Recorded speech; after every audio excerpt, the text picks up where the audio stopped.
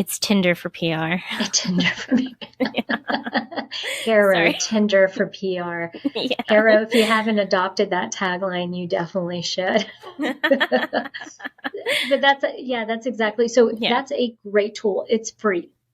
Hey everyone, welcome to the S.O.B Marketing Podcast, where we celebrate the S.O.B that you are, and if you haven't figured it out yet, we mean small-owned business. We don't mean S.O.B. Listen, we know that as a small business owner, you are working hard on the daily to keep your business fully operational while trying to promote it. And while some days it may feel like the business is owning you, if we're being honest with each other, I bet you would admit that you wouldn't give up the insanity for anything. Our commitment here at the S.O.B Marketing Podcast is to give you the real talk, what works when it comes to advertising, marketing, promoting your business, and then what doesn't really work. And Chelsea and I promise to always keep the conversation real. Hey everybody, welcome back to the S.O.B Marketing Podcast. S.O.B as in small-owned business, not S.O.B as in S.O.B. Hey Vivian, how are you doing today? Doing well. Glad to be back for another episode. And y'all, just a friendly reminder, if you have not gone online to subscribe to our YouTube channel under The Seasoned Marketer or subscribe to our podcast channel under S.O.B Marketing Podcast on YouTube, then definitely go do that today. And also don't forget that if you sign up for our weekly email list, we'll send you even more marketing news and information directly to your inbox every week. So Chelsea, it seems like today we have some really important and exciting stuff that we're talking about because it's probably one of the most popular things that small business owners discuss, which is PR, public relations. So just like everything else has morphed in the last 10 to 15 years, what a lot of people may not realize is sometimes when you're reading the news, you're actually not reading an article. You're reading sponsored content, and there's a very distinct difference between the two. And so what we're going to review today is just kind of talk about how PR has maybe changed over the years and what it looks like now, opportunities that small business owners would have now to promote their business. And then also on top of it, just some of the best practices that you could be using to get in front of your local newspapers, your news stations, or any of these other publications that might be out there. And part of the reason that we do want to address this is because now more than ever, you have even greater opportunity of actually getting news stories or newsworthy, headlines just picked up just because of the news cycle. So Absolutely. All right, so why don't we start, Chelsea, by talking about news cycle? How's that kind of changed where we are and what the, stations and publications are doing these days? Yeah, well, let's think about it nowadays. Like you were saying, things have changed. A lot of news stations are struggling with the need to be constantly pushing out content. I mean, it's turned into a 24/7 news cycle, right? So they need content. This is going to be great for small business owners. Now, there are two types of PR. There's paid and earned.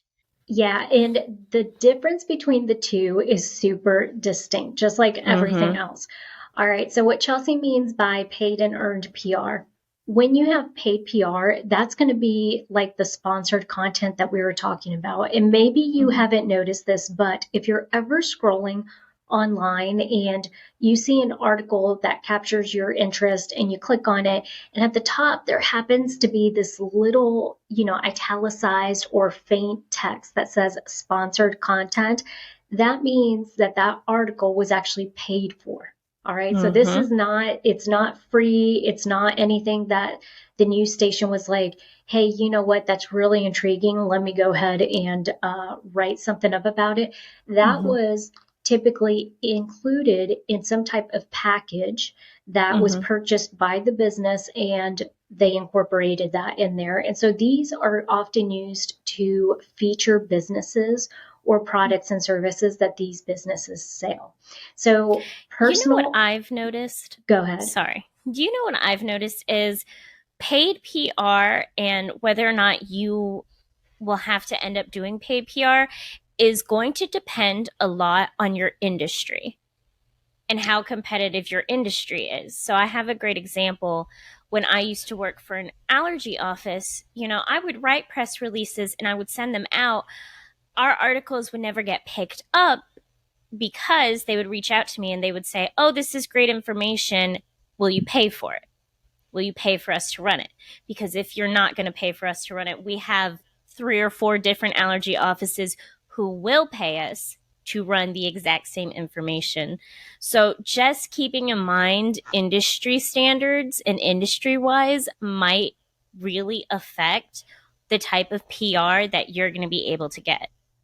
Absolutely. And I think the other thing to always, and I try to be mindful of this whenever I do write a press release, regardless of industry, I always put myself on the other end of that press release. And I think, what value does this bring to me? So for example, if you happen to be in that healthcare industry, and let's say you are an allergist, one of the things that I think you need to think about is, okay, what is happening in today's world right now, right? Like what's happened in the last month that may be relevant, that we need to get the information out there and let people know about, right? So for example, during COVID, this was a really great opportunity for them to step in and be like, hey, if you're wondering how the COVID vaccine fits into or, interacts with any of the allergy medicine or anything like that you're taking, then that would have been a good angle, right? Because it was relevant to what was going on in the world at that time. Can I say something? Yeah. We did that, and they took the story and then ran it with someone who was paying for. Yeah. Well, and that could very well be the case. And so the thing is, though, my thing is like, they're running a business. Absolutely. Okay? These publications, and I think we've ad nauseum just kind of have told people this, right? At this point, like it's a business and they have to make their money. They're not making their money selling newspapers on the streets anymore. So now they have to figure out or supplement it with advertising. And they've realized that this sponsored content is really great, because what do people want more than anything? They want the exposure. So to Chelsea's point, if you ever see that sponsored content, that means that someone paid for that spot in that news article and whatnot. And now I will say, from a business's perspective, sponsored content is not a bad thing. If you want to utilize sponsored content to spotlight a new product or service that you're launching, or perhaps welcome a new staff member or do something like that, you can leverage that opportunity to really be able to promote what you're looking for, right? But I would caution you from just doing a very boring, this is the type of business that we are, unless you have something very interesting about the way your business is set up that's different from other people in your industry, like you're saying. Absolutely. You want to make sure that your article, your press release is going to be relevant to the times, like you said, and it's going to be actually interesting and engaging. Again, there's nothing wrong with paid advertising with newspapers. I think we did a whole podcast episode about traditional marketing and how it's not dead and how it's still a very viable option for your small business. So we are not hating on paid PR. No, absolutely not. It definitely has a purpose, and I think it's something that can be leveraged to increase sales. Now, the other thing is, on the flip side, the organic PR, or what did you call it? The earned PR. That's going to be something where you're writing a press release and you're sending it off to the news station or to the publication, and you're hoping that they pick it up. And so one of the things, if you guys have never written a press release, it's changed a little bit since back in my day when I learned how to write it.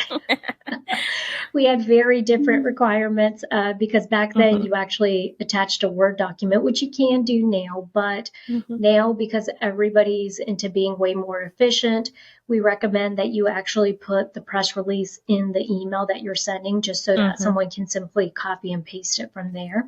If you've never written a press release, we do have a YouTube video under the Season Marketer YouTube channel that it's a 3-part series that covers how to do this, because there are some recommended formatting Yep. that everyone, like at the top, you want to have your header that has all your contact information. And so that way it's easy for the reporter to reach out if they have any questions or follow up that they need in order to publish the story.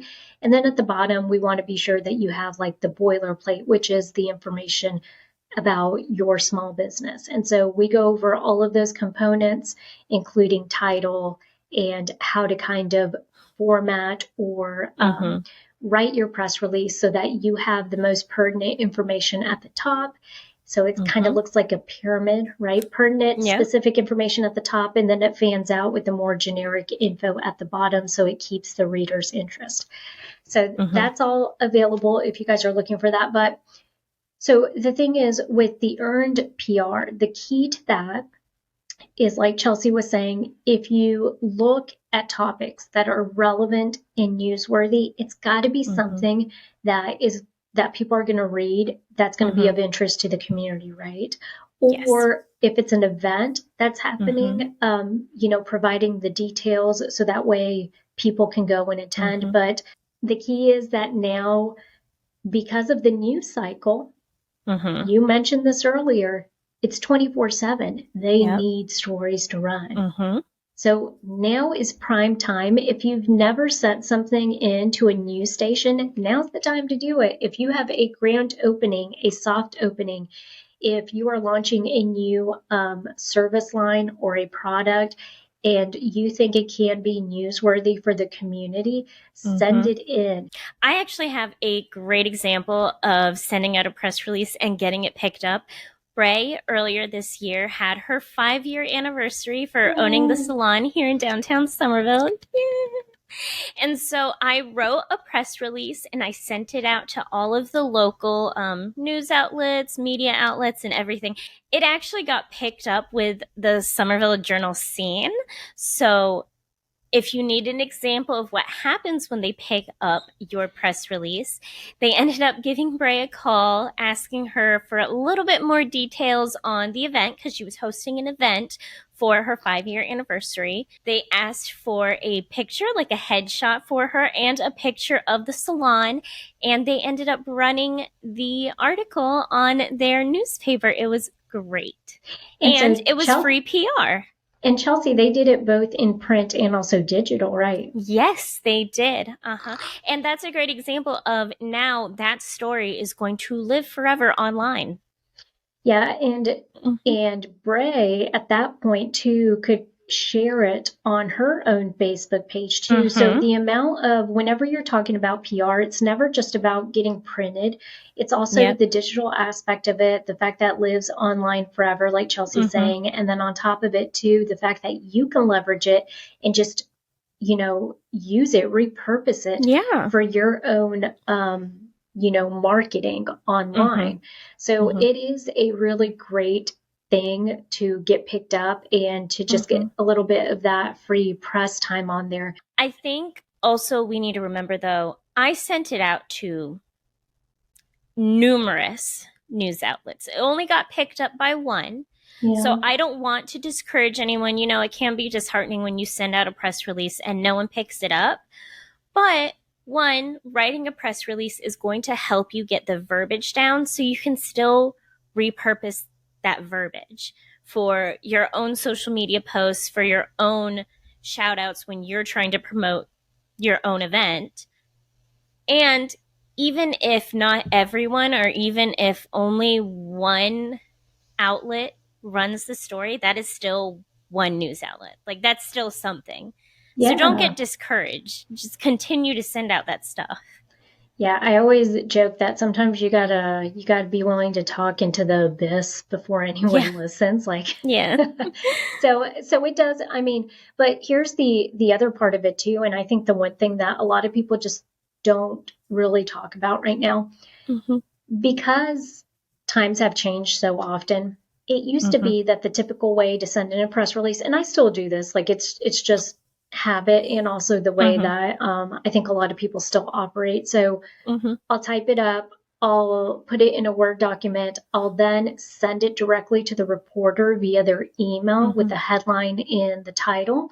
and then the actual press release in the body of the email, right? So that way they don't have to open that Word document if they don't want to, but they certainly can, right? Yeah. But here's the thing is nowadays, all of these reporters have professional Instagram accounts and Facebook accounts, right? For their reporting specifically. Okay. So I know a lot of people that are reporters, and that's just how they operate. They have a personal Facebook or a personal Instagram that they kind of keep locked down, but then they have the one that they use for reporting. And part of the reason they do this is because as a reporter, they're building their own portfolio, right? So them getting good news stories and putting good information out there suddenly gets them exposure to as a reporter. And the reason I bring this up is to your point, Chels, you could now, if you wanted to, build a relationship with them, follow them on Instagram, comment on their stuff, ping them or tag them whenever you see something newsworthy going on. And so that way you start to develop a little more of that relationship, and they start to know your name and all of this stuff. But then whenever you do send them a press release or you have a news tip on your business, they may actually cover it because now they know you or they're somewhat familiar with you. It all comes back to that networking. The relationship building, right? Shocking. Yeah. But then the other thing too is not just emails. You can actually go online to let's say here locally, we have WCBD News 2. Okay. You could go onto WCBDnews2.com or whatever. And on there, they have typically a button for submit a tip, right? Submit a news tip. If you hit that, you can actually submit your news tip or your press release that way. And you can attach a photo typically or two. And so what that does is it sends it to this inbox, this global inbox that they have that I'm sure probably 3 or 4 people are tasked with keeping up with, and they sort the news items for that day. And so what that does is if it's something that's pressing, if it's something that's really engaging and that the community might need to know, then they'll probably pick it up. And so sometimes you don't even have to write an entire press release, but you could just submit that news tip instead online.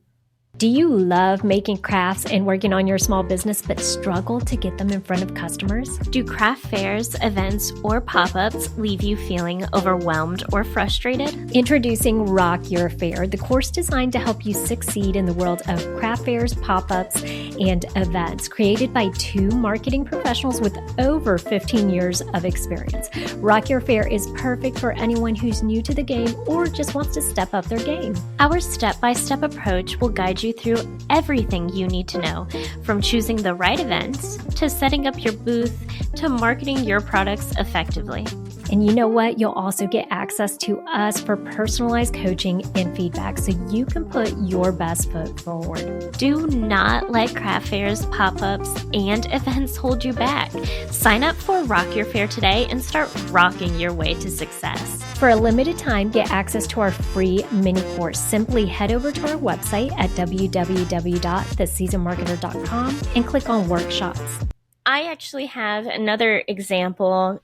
Instead of writing a whole press release, think of how would you describe Charleston Daily? You mean you know what I'm talking Cola about. Today, Charleston Today? Yeah. Yes. Cola Today, Charleston Today. How would you describe? So that's an e-newsletter, a daily e-newsletter. Okay. Yeah. That's local. So local daily e-newsletter. I'm going to be honest, that's where I get a lot of my news and my information because it's very specific to our area, and it's like interesting things that I actually want to hear about, because no offense to like news outlets, but sometimes their articles are like not news. Well, and I can tell you as someone on the other end of it who actually is using or was using Charleston Today to get information out there. It, you definitely pay for it, but the exposure, they've done a really good job of building up that email list. And so I think to the listener's point, what Chelsea's saying is the news doesn't necessarily have to come from these news stations anymore or these newspapers, but now, like, think about, what was it called? The Skim, SKIMM. Do you remember that? Okay, so there was the Skim, and I think it was very similar to what Charleston Today is. Now, Charleston Today, you sign up and you get a daily email with all of the things that's going on in Charleston or just information. And a lot of that too is also paid sponsorship. So paid content, like what we were talking about. Absolutely. I will say though, they also have like a calendar that you can submit your events to. So instead of writing a press release, you can just submit your event and give all the information for the event, and they may or may not pick it up. Yeah. Again, just the same as news outlets. Absolutely. Well, and that's a great point. Just in general, news has changed so much that where we get our information from is going to vary now. So it's not just necessarily one news station, right? But now it's all these publications that actually are being delivered to people's inbox. So it's really, I think that's the other part of it. And then also going back to the paid PR, there are opportunities now because it is digital for you to get in front of that, right? You want to do a banner that's attached to whatever your paid, content is. You could definitely look into all of that. So lots and lots of different opportunities there at this point in 2023. Yes, absolutely. I'm thinking, why don't we also share some PR tools that we use with our small business owner friends so that they can actually work to creating these press releases? Absolutely. So what's something that you use?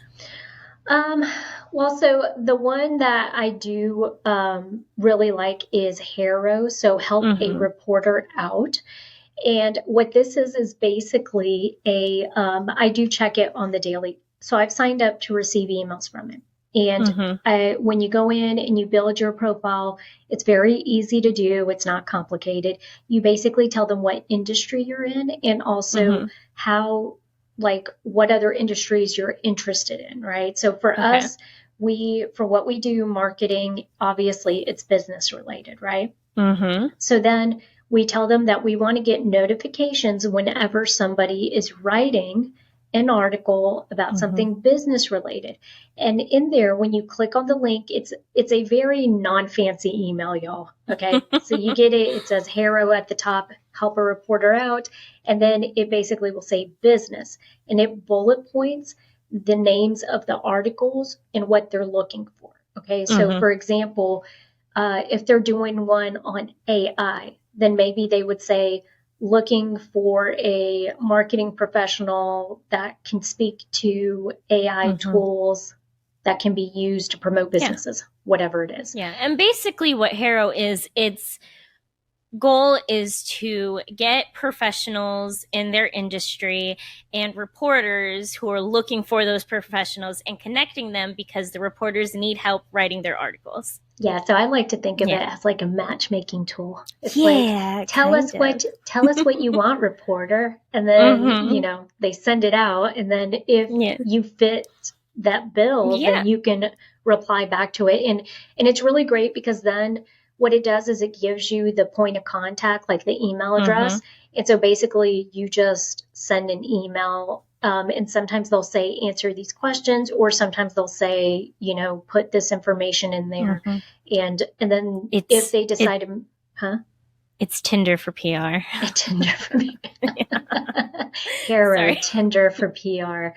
HARO, if you haven't adopted that tagline, you definitely should. But that's exactly. So that's a great tool. It's free. It's free and I love it. Now, I will say this, because it's more of a national tool, you might have to work a little harder at getting, actually connected with people. So, but the amount of inquiries, like on the daily, and you can set it up to get an email in the morning and in the afternoon. So notifications midday. So that's nice. You're getting double the amount of opportunities to actually respond back to a story or an article that someone is writing. Yeah. Okay, well, I have a tool, and so PR is public relations. So I think one part of PR that we sometimes overlook is the fact that you want to make sure that your small business and your business has a positive relationship, right? And there, I mean, it's everything's in the name, but A-okay. you're right. Yeah. Yeah, everything's fine. So a great way to make sure that you still look good out there in the world is Google Alerts. Hello. And so many people forget that this is an option, and it kills me. So Google Alerts, you can go on Google and you can say, hey, I want to be alerted with an email anytime this phrase comes up on Google. Like if someone's talking about it this day specifically, you'll get an email and it'll say, hey, this is the article that was released with this keyword in there. I would do this with the providers I worked for. Yeah, the practitioners, the medical practitioners. Yep. Yeah, no, it's definitely, and there are so many different ways to do it. So here's the thing is I always recommend if you have like a president, a CEO, whoever your executive level people are, I would always put their names in there for Google Alerts. I would also put, or if you're the business owner, put your name in there. Yep. Put the name of your business to receive a Google alert for that. And one thing that nobody ever talks about is the use of quotations. This is very important, y'all. Yes. Okay, so the way a lot of these searches work is whenever you just type the name in, so our business name is The Seasoned Marketer. If I just put The Seasoned Marketer, sometimes it's going to alert me, not for the phrase The Seasoned Marketer, but it's going to alert me whenever the word seasoned is used, the word marketer is used. So in order for me to avoid that, because I just want to know when the seasoned marketer is mentioned, I put quotations around it. Okay. Yep. Because that's telling it utilize that phrase as is. Yes. Is quotations or brackets? Quotations. Okay. Because some like Pinterest keywords, Facebook, when you're using keywords, if you want like an exact match, it's going to be brackets. But for Google Alerts, you're saying it is quotations for an exact match. Okay. Perfect. So that's just a little thing to keep in mind whenever you're setting this up. But or if you really I would even do it for names. Yeah. Because you don't want to get doctor and then the last name, but it's a completely different person. I mean, some last names are very similar. So even for names, you want to put those quotation marks. Yeah, and if you want to step up your, this isn't stalkerish, this is perfectly fine. A lot of people do it.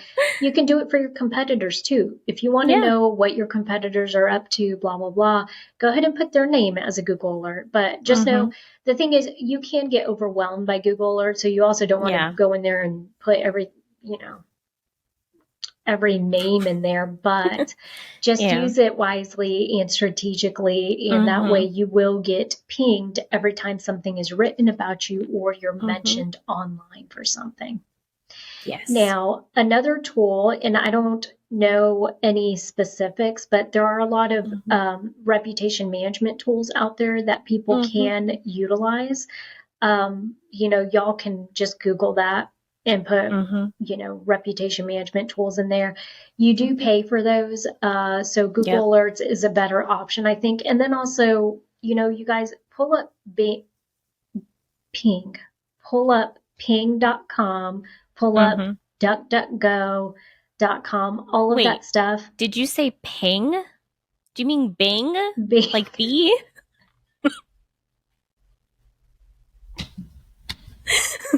Pull up Bing. I was like, what is Bing? Is it a tool that I don't know about? Bing. And you corrected yourself too. You said it twice. Bing.com. Okay. Shows you how many times I use it. Never. I mean, but some people use it, so you're right. Go ahead and pull that up too. Do they still have Safari? I for use Macs? Safari. Okay, yeah. Then Yeah. Safari, use Safari too. Any internet browser, pull it up and search your business name, see what comes up. Okay, Yep. you're gonna, yeah. And I'm sure these other browsers also have to where you can set up notifications as well. Absolutely. There are also out there, there are apps and online tools for engagement data. So if you want to look at your engagement across any web link, so your Facebook, your Instagram, maybe your website itself, there are apps out there for it.